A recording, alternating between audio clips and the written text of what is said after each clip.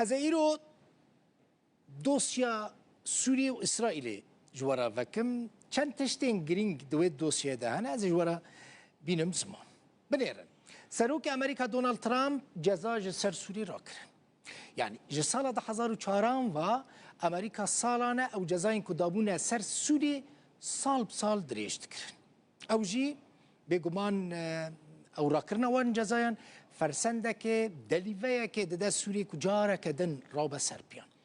تشتکی دن جوارا بیجم تماشاوان این هیجا بلکی جبو گل کسان تشتکی نوبه جاره یکمین يعني ده سال 1979 دا امریکا جزا دانی بونه سر سوری يعني نه ده سال 2004 دا و ده می يعني 1979 سوری وکا ولاته کی کو پشتگیری ترور دکه جالی امریکا و هاتبو ناس کرن و هاتبو جزا کرن دیت جاوره کرن که ده نوبر سروک سوری احمد الشرع و سروک وزیر اسرائیل بنیامین نتانیاهو دا جوینک چه ببه مثلا اگر او جوین پیکات و ده نوبر هر دو ولاتان دا روپلک نو یا دیروکی وره وکرن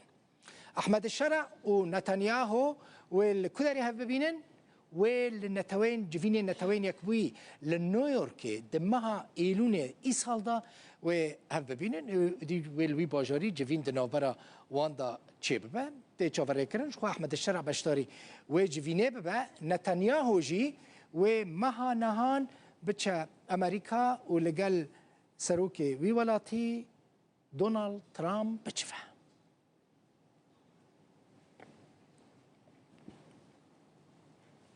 پودکاستا چاوی سیام که حسین عمر پیشکش دکه و جاره ده درباره مجار آسایی کرنا پیوندین اسرائیلی و سوری دابو و پرسا هلوستا امریکا بو الهمبری اسرائیلو یعنی الهمبری و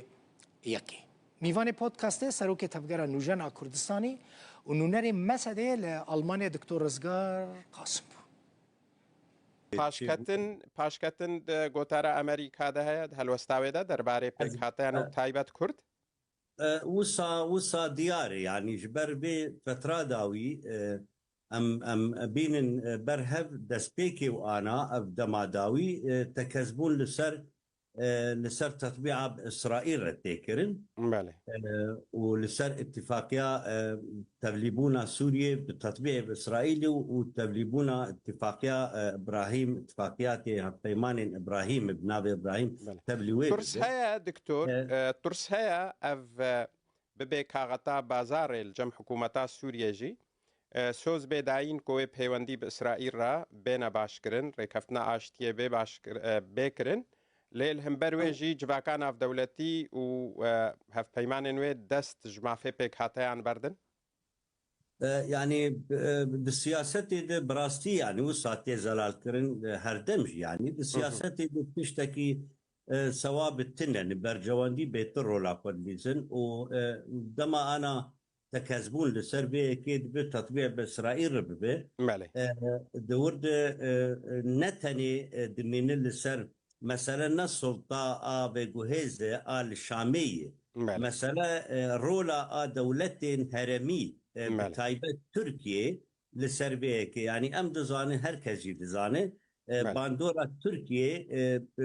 تركيا مظن لسر سياستي انا لسربي سلطة هي ودستي تركيا دريج هندر سوريا ده لكرد وهسدار وبريا خسر روشكة هايبات السوريا هي تزانه نزیکا چارج چیایکش چارانج روبر سوریا دبن دستوی ده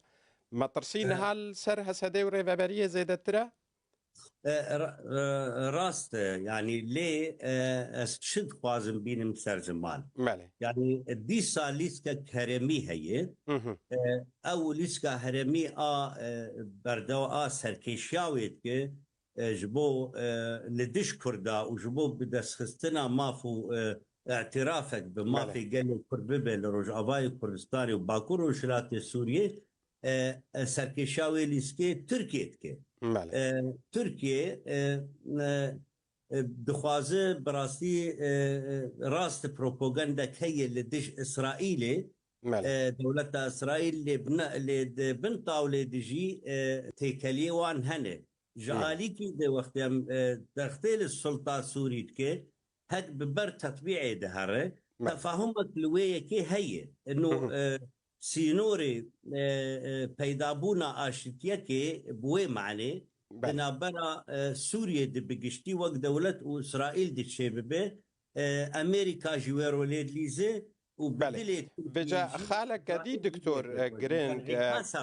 باسا ببورا باسا كو حكومتا سوري دي پرپرسیاریا پاراستنا ناونده گرتین داعش الباكو روجلات سوريا الخوب كده دما كده جو دستلات لور نينا حكومتا سوري نينا